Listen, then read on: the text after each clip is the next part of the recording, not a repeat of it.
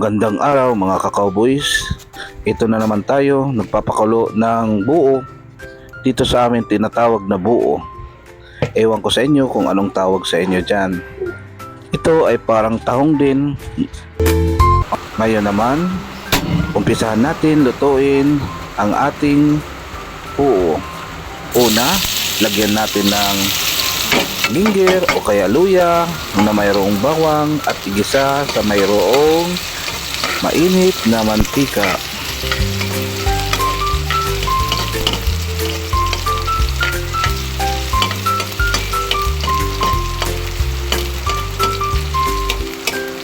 At ngayon, isunod naman natin ang ating buo.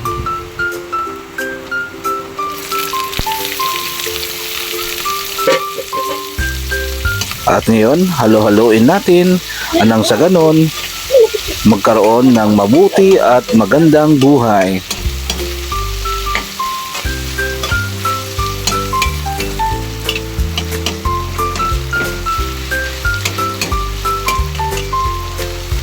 O ayan, takpan naman natin at hintayin natin ng tamang panahon at tamang oras. At ngayon, dumating na ang tamang panahon at ang oras at tanggalin natin ang takip.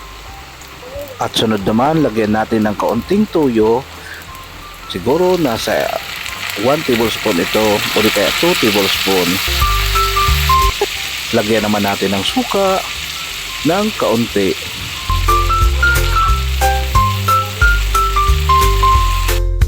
At ngayon, lagyan naman natin ng paminta at nang sa ganon, magkaroon naman ng aroma.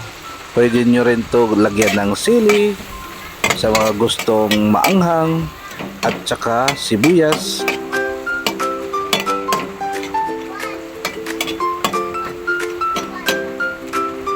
O ayan, luto na ito. Ngayon, sunod naman ay ilagay natin sa sizzling pan. Oh wow, ang sarap.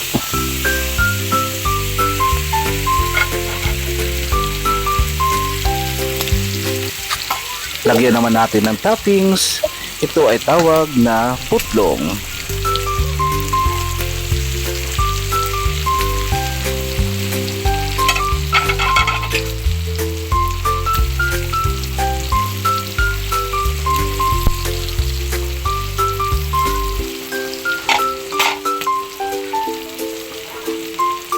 At ngayon, isunod naman natin ang itlog.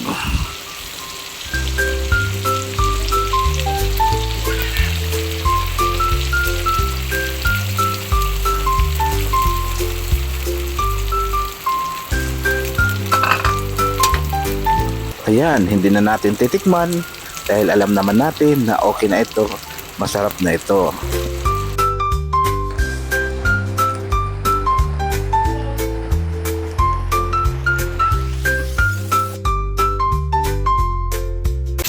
Ito, subukan natin tikman ang linuto kong sisig gawa sa buo. Ito yung tinatawag sa aming buo.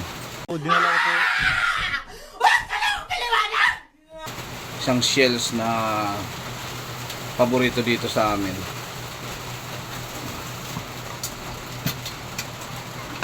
Try natin tikman muna.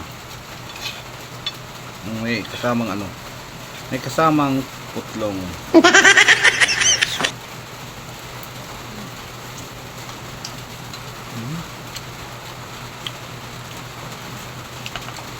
Uy! Parang siyang ano, guys. Sisig na parang hindi sisig. Ayaw, di ba? Sisig siya. Wala lang siyang ano, marami lang kulang na ano, ingredients. Katulad ng ano, katulad ng sili, yan.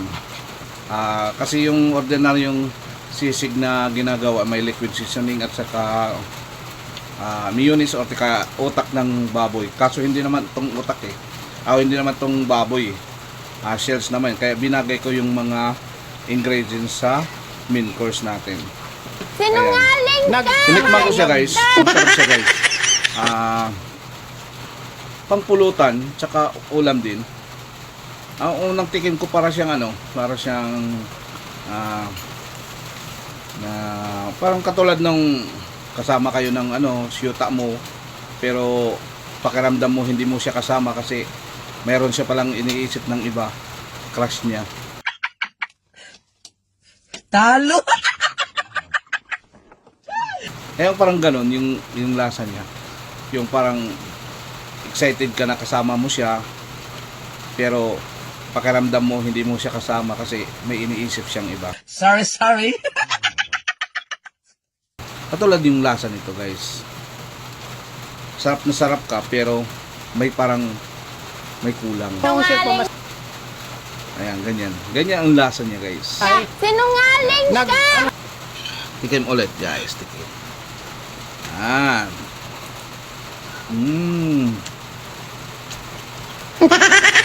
Pwede na siya, guys. Sarap.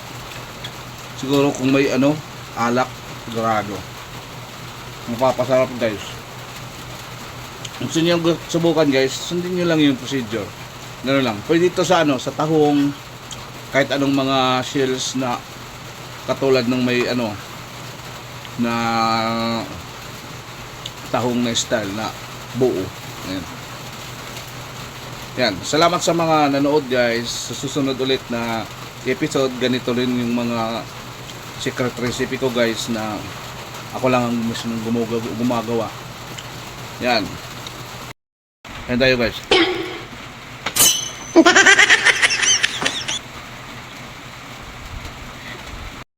Paggaan mga kamanin, rabbit! Ayaw, di ba?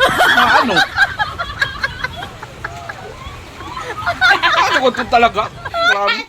Talo na Nasugad ka mga nakaw. Ano ba pwede? Na ano? Ay, daw? Ako yun.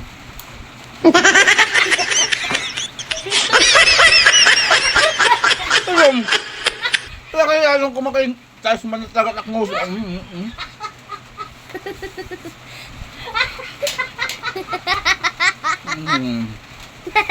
Ganun talaga pag Ano yung pagkaon?